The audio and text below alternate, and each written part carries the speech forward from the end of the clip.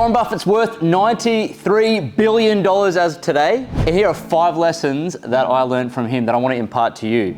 So lesson number 1, be greedy when others are fearful. This is the first lesson I learned off Warren Buffett, actually. And be greedy when others are fearful means when people are running away from something, lean into it. And if you find something that's very cheap compared to what it's going to give you, then bet big. So you can be greedy when others are fearful, but also be fearful when others are greedy. So you'll see in the market, if people are greedy and there's a lot of asset acquisition, there's a lot of people buying fancy cars, there's a lot of success out there, and a lot of people making money, then you ought to be fearful. Does that make sense? So be greedy when others are fearful, and be fearful when others are greedy. All right, lesson number 2, live below your means. If you listen to the likes of Robert Kiyosaki and those guys, they always say, don't say I can't afford it, say how can I afford it? Sure, but the actual way to wealth is how Warren Buffett does it, which is actually living below your means. Because if you don't live below your means, you're not going to have any savings to invest. That's how he's worth $93 billion and Robert Kiyosaki's not.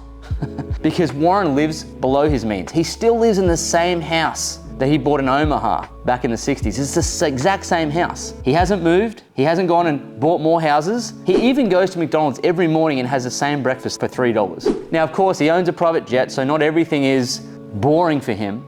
But for a long time, he lived below his means because it was the only way where he could take money and invest it into the future. Okay, because he knew the power of what $1 could do when it was compounded.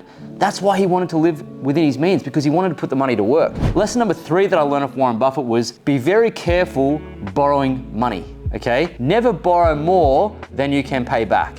I don't know anyone that's actually gone bankrupt ever who didn't have any debt.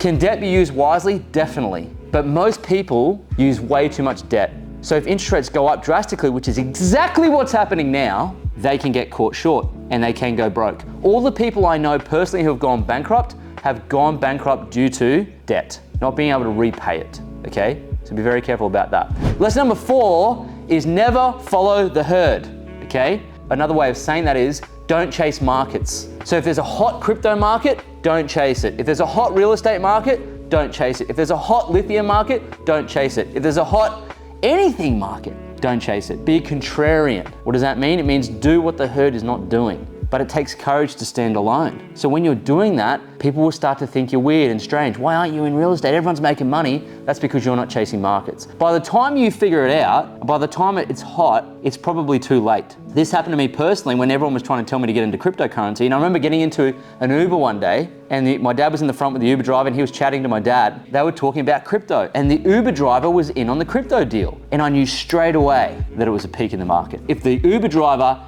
is in the market, it's too late. So don't follow the herd. And the final lesson I learned from Warren Buffett is be consistent and patient. It's the 5th lesson. Be consistent and patient. Very few people are patient. Most of man's troubles will be solved if he can sit patiently in a room and wait. But a lot of us, we can't even do that. We're always actively trying to do something. But some of the best decisions you can make are not making any in terms of your investing. That's why he's worth $93 billion. And most of that money he's worth today was made after the age of 65. After the age of 65. The big money is not in the active trading. The big money is not in the actual doing. The big money is in the waiting. So be patient and be consistent. Now, if you implement those 5 lessons, your money will be able to grow without your activity. And as I like to say, you want to scale your money without scaling your problems. And I learned that all from Warren Buffett, who's a multi-billionaire. So I hope those 5 lessons have been really helpful for you. Tell me in the comments below which lesson out of those 5